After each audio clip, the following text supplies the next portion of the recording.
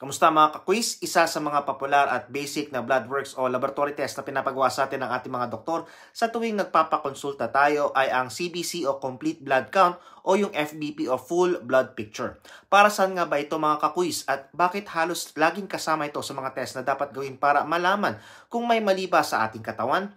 Para bigyang linaw ang konsepto at indikasyon nito ay ating pakinggan ang eksplanasyon ng ating Resident Registered Medical Technologist Quiz Marjorie Patawaran, kasalukuyan nagtatrabaho sa Al Juffe University sa Saudi Arabia. Dito yan sa ating MDT Notes segment ng Quiz Nurse. Pag-usapan natin ang CBC, kung para saan ito at bakit ito madalas nire-request ng mga doktor. Ang babanggitin ko lamang ay ang mga common kung bakit kailangan ng CBC. Kadalasan itong nire-request ng mga doktor bilang sa mga pangunahing diagnostic tools, no?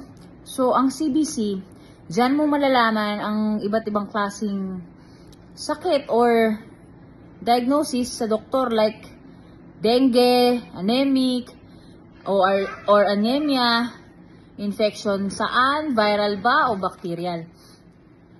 Kung paano yun malalaman, isa-isahin natin ang components ng CBC. Ang CBC ay naglalaman ng mga RBC, hemoglobin, hematocrit, WBC, platelet.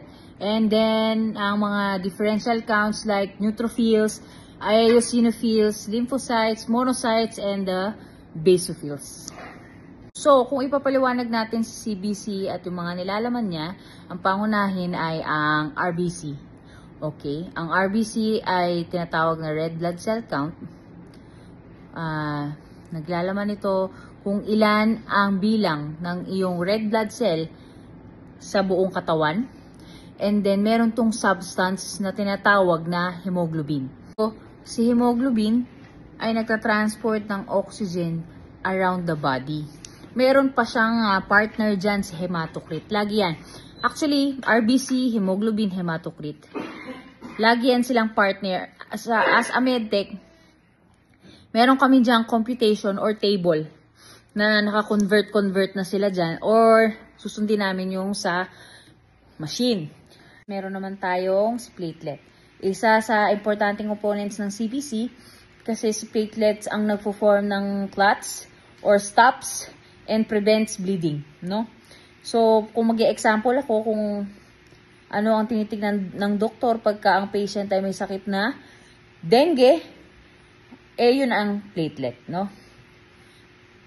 Kasi si dengue, pinapababa niya ang platelets, so prone si patient na mag-bleed. So, yan ang binabantayan. Yan ang monitoring if ang patient is dengue patient. So, sa WBC naman, tandaan si white blood cell count ay parte ng immune system na lumalaban sa infections, no? So, sa WBC, meron tayong tinatawag na neutrophil, lymphocytes, monocytes, eosinophils, and basophils. Pinakasimpleng explanation na lang ang gagawin natin. Si neutrophil, pag ito ay mataas, ang iyong katawan ay lumalaban sa bacterial infection. Ngayon naman, pag ang mataas ay si lymphocytes, ang iyong katawan ay lumalaban sa viral infections. So, kung si basophil naman ang tumaas, malamang ang iyong katawan ay lumalaban sa allergies. Yan. Mataas naman si eosinophils, ang katawan mo malamang ay lumalaban sa mga parasitic infections. So, ang pinaliwanag ko sa inyo about sa CBC ay ang mga pinakamababaw na explanations.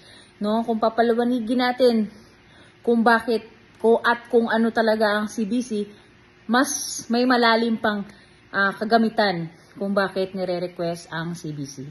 Yun lamang po. Thank you!